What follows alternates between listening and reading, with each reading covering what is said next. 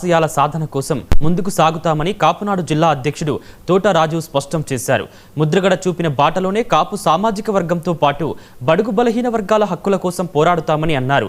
విశాఖలో నిర్వహించిన సంస్మరణ సభకు హాజరై ముద్రగడకు ఘన నివాళులు అర్పించిన కాపు నాయకులకు ఆయన ప్రత్యేక ధన్యవాదాలు తెలిపారు. ముద్రగడ స్థానాన్ని ఎవరూ భర్తీ చేయలేరని, ఆయన ఆశయాలను కొనసాగించే బాధ్యత ప్రతి ఒక్కరిపై ఉందంటున్న తోట రాజుతో మా ప్రతినిధి Satish Naidu face to face.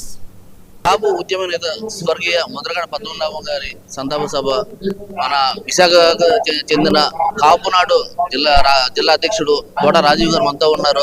Sir, ఇది చాలా ఘనంగా ఏర్పాటు చేశారు. మొత్తం అంతా కూడా ఇదంటే కులానికి సంబంధించిందా, ఎట్లా సార్? దేని గురించి ఇది చేశారు, ఎలా నిర్వహించేస్తారు? ముద్రగడ పద్మనాభం గారు ఒక కులంకి చెందిన వ్యక్తి కాదు, ఆయన బడుగు బలహీన వర్గాలకి చెందిన వ్యక్తి. ఎందుకంటే ఆయన ఎప్పుడూ ఉద్యమాలు చేసిన ఆయన అనుచరులు అక్కడ స్థానికంగా ఉన్న ప్రజల కోసం ఆయన పోరాటం చేశారు. కాబట్టి కాపు జాతిలో పుట్టారు కాబట్టి కాపు జాతికి కూడా ఒకసారి ఇబ్బంది వచ్చినప్పుడు ఆయన బాధ్యత తీసుకుని ఆ ఉద్యమాన్ని ముందుకు తీసుకెళ్లారు, సక్సెస్ఫుల్ చేశారు. ఆయనకి పేద ప్రజలు, బడుగు బలైన వర్గాలకి అట్టడుగునున్న ఆయన కులం వర్గాలు అవ్వచ్చు, ఇతరులు కావచ్చు, వారి అభ్యున్నత కోసం పాటుపడిన వ్యక్తి. కానీ ఆయన కులం గురించి చేసిన దాన్ని మేమందరం ఓన్ చేసుకుని ఒక కాపు నాయకుడిలాగా కూడా ఆయన్ని ఆదరించాం. కేవలం ఇది సంతాప సభలా చూసుకోవచ్చా? ఆయన ఆశయాలని ముందు తీసుకెళ్లే విధంగా ఏమన్నా చర్చలు ఏమన్నా జరిగాయి సార్? ఇది ఓన్లీ కేవలం సంతాప సభ, లేదంటే ఆయన ఆశయాలను ముందుకు తీసుకెళ్లే అంశాలు జరిగాయి సార్? ఆశయాలు తప్పనిసరిగా ముందుకు తీసుకెళ్తున్నాం. ఎందుకంటే మరి ఆయన ఆశయాలను ఖచ్చితంగా మేము ముందుకు తీసుకెళ్తాం. ఇప్పుడు ఏదైతే ఆయన పోరాటం చేశారో, ఆయన ప్రాణం వాళ్ళు వదిలేరు ఈ ఉద్యమం కోసం, ఆ ఉద్యమాన్ని ఖచ్చితంగా ముందుకు తీసుకెళ్లే కార్యక్రమం స్టేట్ కాపు జేఏసీ వారు నిర్వహిస్తారు. దీనికి ఇప్పుడు ప్రజెంట్ సెకండ్ స్థాయి నాయకులు ఎవరున్నారు సార్?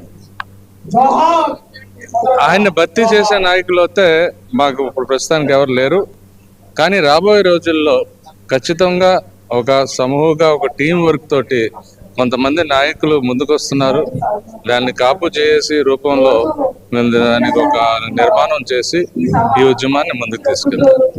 ఏ పార్టీ వచ్చినా కానీ కాపుల్ని ఒక ఓటు బ్యాంక్ లాగా చూస్తున్నారు. కానీ వారికి కావాల్సింది, మనం ఎన్నోసార్లు పోరాటాలు చేస్తున్నప్పటికీ ఆయన ఉన్న మాకు తెలిసి, నాకు నా చిన్నప్పటి నుంచి పోరాటం చేస్తున్నప్పటికీ కూడా దానికి ఒక్క అడుగు కూడా ముందు పడాలి. దీని గురించి ఏమన్నా ప్రత్యేకంగా మీరు ఏమన్నా ఒక ఎజెండా ఏమన్నా ఎంచుకున్నారా? ఇది పెద్ద జాతి, ఈ జాతి ఓట్లు ఖచ్చితంగా అన్ని పార్టీలకి కావాలి. కాబట్టి ఓటు బ్యాంక్ రాజకీయమే చేస్తున్నారు. కాకపోగా ఈ కులాన్ని విభజించి పాలిద్దామా అనే ఒక బ్రిటిష్ కాలం రూల్ ని మళ్ళీ వాళ్ళు తీసుకొస్తున్నారు. ఈ వేదికను కూడా మాకు ఇస్తానికి చాలా ఇబ్బందులు పెట్టారు. మరి ఎన్నో టెక్నికల్ ప్రాబ్లమ్స్ చెప్పారు, రకరకాలుగా జరిగింది. మేము ఇది పార్టీలకు అతీతంగా చేస్తాం అన్నప్పటికీ కూడా జెండాలు కట్టకూడదని ఇది అదని. ఇప్పుడు మీరు అందరూ చూశారు ఎంత సభావుగా మరి కుల సంఘాలన్నీ ముందుకొచ్చి చేసిన కార్యక్రమం. మరి ఈ కార్యక్రమాన్ని వాళ్ళు పాడు చేద్దామని చూస్తాం కూడా బాగోలేదు. ఈ రాబోయే రోజుల్లో దాని మీద కూడా మేమందరం కూర్చొని మీ అందరికీ తెలియపరుస్తాం మా కార్యాచరణ. ప్రధానంగా మనం చూస్తున్నాము, ఇక్కడైతే ఆయన కాపు జాతి కోసం ఎన్నో చేశారు. ఆయన ఆశయాల సాధనాలు సంతాప సభ మాత్రమే కాదు, ఆయన ఆశయాలను ముందుకు తీసుకెళ్లే విధంగా కార్యాచరణ అయితే ముందుగా రెడీ చేస్తున్నాము. దానికైతే ఇక్కడున్న కాపు జేఏసీ నాయకులతో మాట్లాడుకుని ఈ కార్యాచరణ ఎలా ముందుకు తీసుకెళ్తాను కూడా ఆయన ఆశయాలను అయితే మనం సాధించడానికి ఏదో విధంగా మనం ప్రయత్నం చేస్తున్నాము. కేవలం ఓటు బ్యాంకింగ్ కాకుండా, కాపు ఓటు బ్యాంకింగ్ కాకుండా ఆయన ముద్రగడ గారు ఆశయ సాధనగా ఏదైతే కావాలని కోరుకున్నారో అటువంటి దాన్ని కూడా మేము కూడా కృషి చేస్తామని చెప్పిన పరిస్థితి కనిపిస్తూ ఉంది. కెమెరామెన్ స్వామితో సతీష్ నాయుడు, 19 టీవీ, విశాఖ.